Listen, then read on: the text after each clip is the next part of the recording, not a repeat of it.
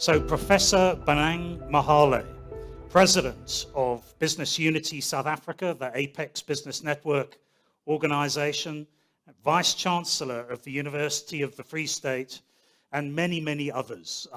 I'm sure we could spend much more time. But Professor Mohale is known as much for his patriotism and his active role in seeking to advance the country's interests as he is about ethical leadership, transformation, social justice, people development, constructive collaboration, and integrity. He is the author of Lift as You Rise and Behold the Turtle, a compilation of some of his spoken and written words, thinking, and direction. Please put your hands together for Professor Bonang Mohale.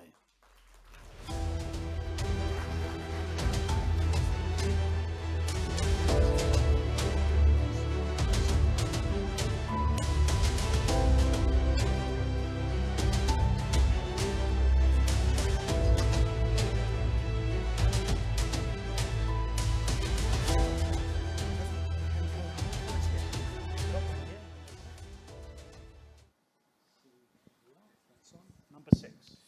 Yeah, I just asked for a handheld because we are running a few minutes late, so I thought maybe just a few sound bites. Is it possible to release better humans? Because otherwise, a conversation around conscious leadership will indeed be empty.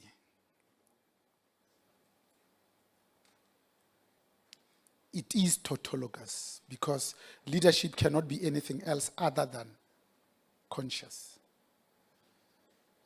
It can't be anything else other than ethical. But for emphasis, we do talk about ethical leadership at a time that South Africa is in a spot of bother. So on Thursday, we hear at one university, Stellenbosch, a good friend of mine, Justice Edwin Cameron, is a chancellor, that a female student was spoken to in less than building and creating terms. On Sunday at 4 in the morning, another student breaks into another's room and urinates on his paraphernalia. Congratulations to the university for having acted quite boldly, incisively, to deal with this matter. So the outcome is going to affect all of us. But this is just emblematic of the pain that all of us live under. And as business, are there 2-3 things that we can do maybe that can make the world a better place and be able to affect the type of leaders that we are creating today so that we can begin to impact tomorrow, to have both an outsized and oversized impact.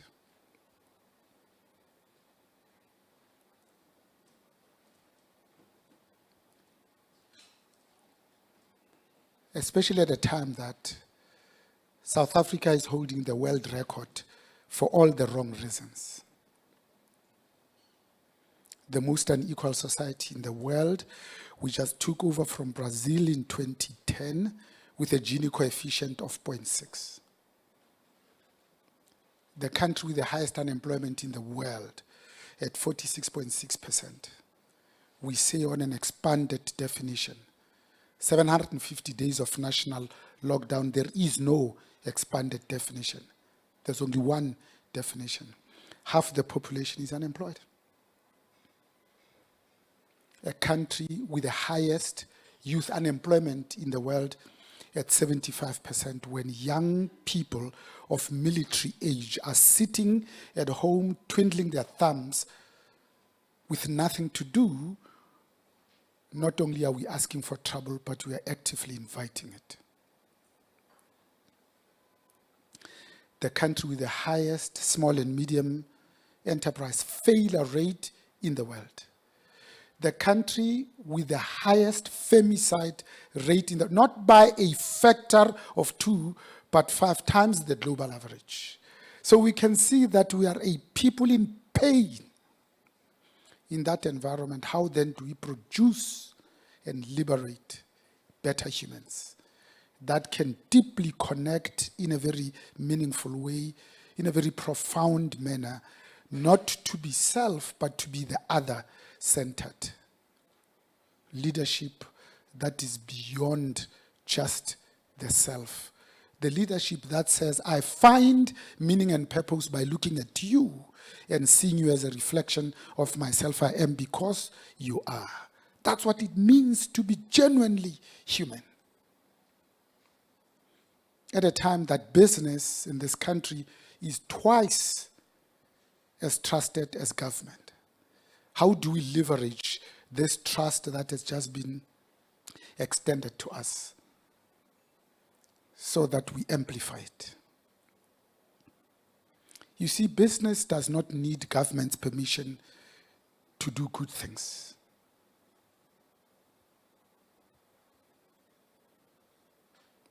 We can do it because it's the right thing to do. We can do it because it means something to us. We can do it because the beginning of wisdom is planting trees, the shade of which you know you are not going to enjoy its shade. Digging wells that will not personally quench your thirst.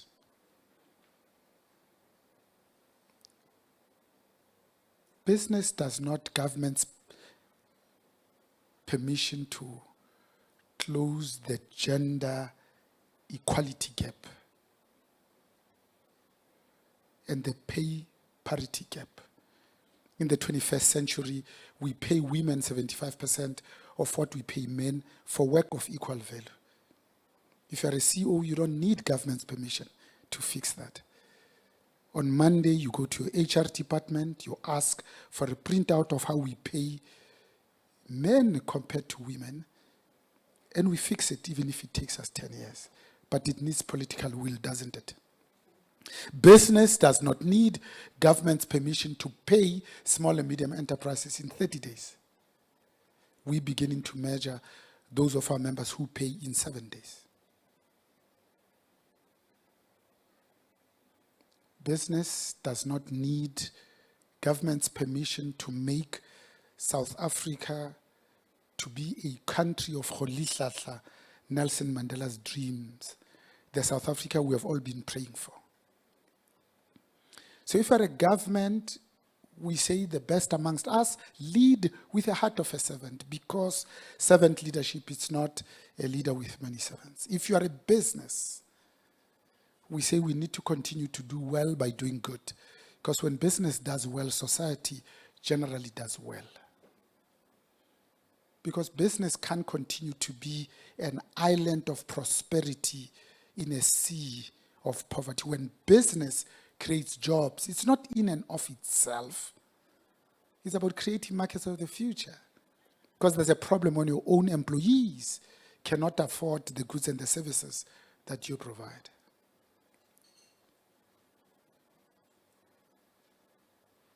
And at a personal level, because success is personal, what are you doing just to reach out and lift as you rise? Not once you have arisen, not when you are already at the pinnacle of your own career, but in the process of rising. Because a greater measure of success is who we become in the process of succeeding, not once we have succeeded.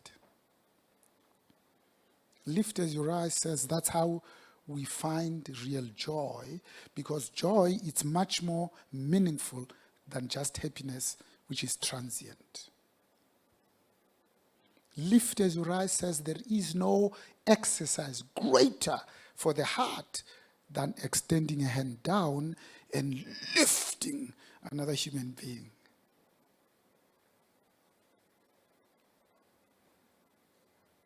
Because you see, nature is a wonderful metaphor for business. Nothing that nature does it for itself.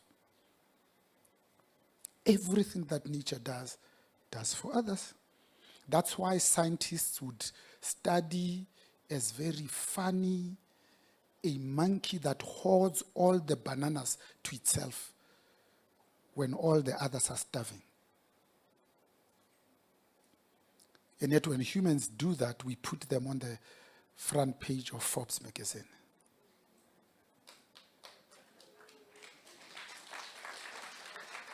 You see, in nature, the animals would never allow the dumbest amongst them to lead the herd.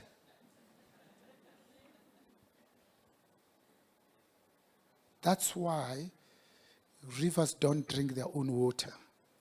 Trees don't eat their own fruit.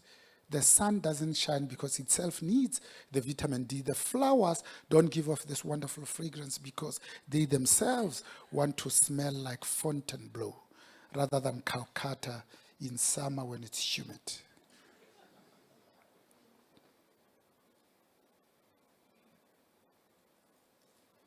So we have a piece of work to do if we don't want our children to disown us.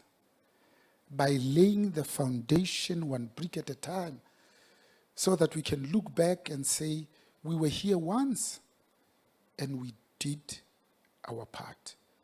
Because you see, when one steadily burns the midnight oil, one gains access to the domain of knowledge and wisdom, the world of meaning, the world that cannot be conquered without a persistent crusade.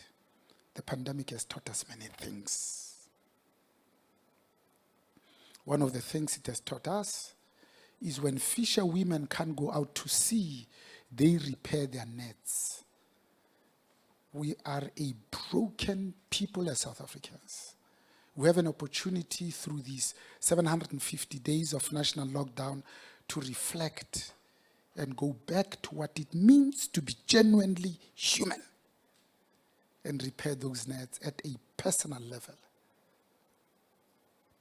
Key relationships, significant others, family and friends. Because you see, a child that is not embraced by his village will burn it down in order to feel its warmth. That's all the time I've got to give one or two sound bites, my dear brother, isn't it? He says I can bugger off.